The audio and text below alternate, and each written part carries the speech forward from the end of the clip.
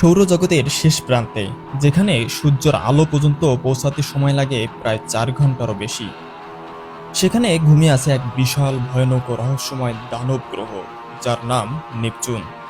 আজকে আমরা নেপচুন সম্পর্কে বিস্তারিত জানব। চ্যানেলটি সাবস্ক্রাইব করে আমাদের সাথে থাকুন এবং বেল আইকনটিতে ক্লিক করে রাখুন।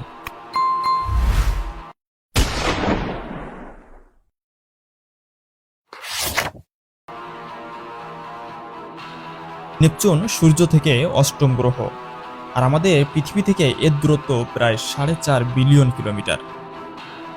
এটি একটি আইস জায়ান্ট, যার পৃষ্ঠ নেই, শুধুই গ্যাস, বরফ আর ভয়ানক ঝড়। এখানকার বায়ুমণ্ডলে চলে ভয়ানক ঝড়, ঘন্টায় প্রায় 2100 কিলোমিটার বেগে। এটা পৃথিবীর যে কোনো হারিকেন ঝড়ের চেয়েও কয়েক গুণ বেশি শক্তিশালী। নেপচুনে আছে এক গ্রেট ডার্ক স্পট, পৃথিবীর আকৃতির এক ভয়ানক ঘূর্ণিঝড়, যা হঠাৎ করে তৈরি হয় আবার হঠাৎ করে হারিয়ে যায়।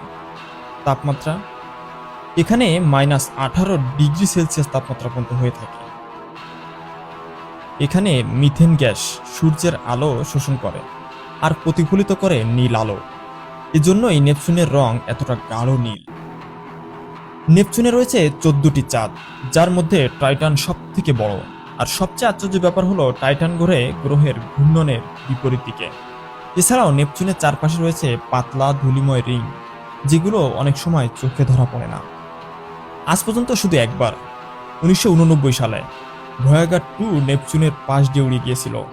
তখনই আমরা দেখেছিলাম ভয়ানক ঝড় আর রহস্যময় চাঁদের ছবি। এমন এক গ্রহ যেখানে বাতাসই সুপারসনিক, যেখানে ঠান্ডা আপনাকে মুহূর্তেই বরফে রূপান্তর করে দেবে, আর আর যেটা আজও বিজ্ঞানীদের জন্য এক অপার রহস্য। মানুষ কি কোনোদিনই পৌঁছাতে পারবে নেপচুনে, নাকি এটা চিরকাল থাকবে মহাকাশের অন্ধকারে হারিয়ে থাকা এক নীল দানব হিসেবে? আপনি কি জানতেন নেপচুন এতটা ভয়ানক একটি গ্রহ? কমেন্টে অবশ্যই জানাবেন। আর এমন মহাকাশ রহস্য জানতে অবশ্যই আমাদের সাথেই থাকবেন।